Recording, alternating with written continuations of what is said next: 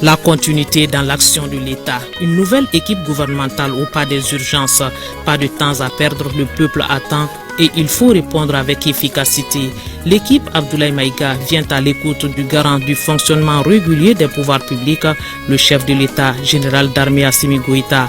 Un premier conseil des ministres pour clarifier la vision de la transition pour le Mali, un rappel pour les habitués et une information de taille pour les tout nouveaux.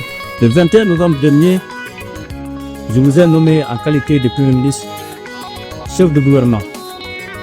Je tiens à vous adresser mes chaleureuses félicitations pour la confiance placée en vous en raison de vos compétences techniques et de vos qualités humaines. Votre nomination à cette importante fonction intervient dans un contexte de réformes majeures engagées par notre pays. Il me paraît donc essentiel, au moment où vous commencez votre mission, d'en préciser les orientations fondamentales en me fondant sur les attentes légitimes du peuple Mali. Les préoccupations exprimées par notre peuple au cours des assises nationales de la reconnaissance et du dialogue intermalien constituent la boussole de notre action. Ces préoccupations et en fait l'objet des recommandations sont relatives essentiellement aux questions de défense et de sécurité, de gouvernance et de développement. Faute du soutien indéfectible du peuple Mali, les autorités de la transition ont entrepris d'importantes réformes qui ont déjà produit des résultats tangibles dans différents secteurs. Je vous engage à consolider les acquis puis à poursuivre les réformes entamées en accordant une attention particulière à un certain nombre de questions qui sont déterminantes. Les orientations fondamentales du président de la transition sont soutenues par 8 axes relatifs aux réformes engagées, à l'éducation, à la santé et au développement économique. La défense et la sécurité viennent en première position vu leur importance dans le contexte de sécurisation du pays. En premier lieu, vous renforcerez les actions dans le domaine de la défense et de la sécurité. Les forces armées et de sécurité constituent des remparts pour l'intégrité et la stabilité de l'État. Dans le même temps, la sécurité est le gage pour tout développement et toute vie harmonieuse en société.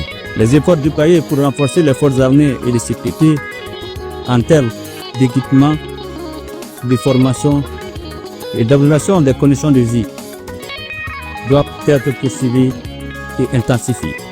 Les victoires éclatantes sur les groupes armés terroristes et la reconquête de l'intégrité de notre territoire prouvent à suffisance la pertinence et l'efficacité de notre nouvelle politique de défense.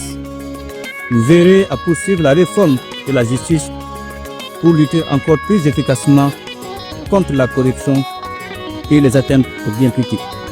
Et le président Goïta d'insister sur la nécessité de poursuivre les réformes politiques et institutionnelles pour la légitimité des institutions de l'État. Le troisième point de la communication présidentielle fait référence à la satisfaction des besoins fondamentaux de la population. Pour ce faire, il faudra renforcer les actions dans le secteur économique avec un accent particulier sur l'agriculture et le tissu industriel. En même temps, l'éducation et la santé sont appelées à être améliorées. Vous accorderez une attention soutenue au développement des infrastructures énergétiques et des transports, ainsi qu'aux technologies de l'information et de la communication. Vous devez également poursuivre les actions dans le sens de l'amélioration du système éducatif et de la gestion de la problématique de l'emploi, notamment celui des jeunes.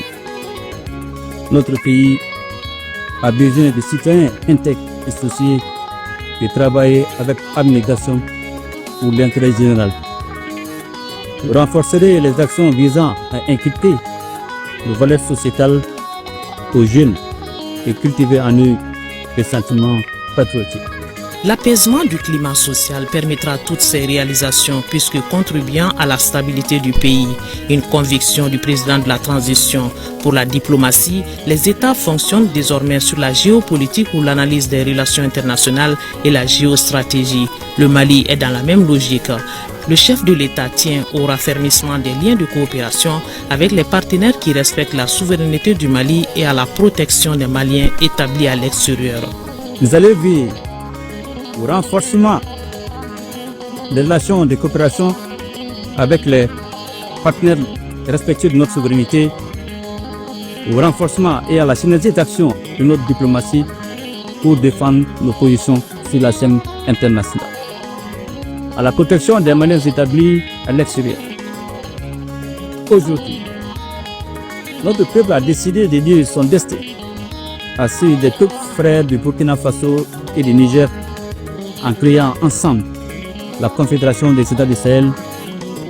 Nous devons être à la hauteur de la confiance placée en notre pays avec la désignation de son chef de l'État en qualité de président de la Confédération pour sa première année d'existence.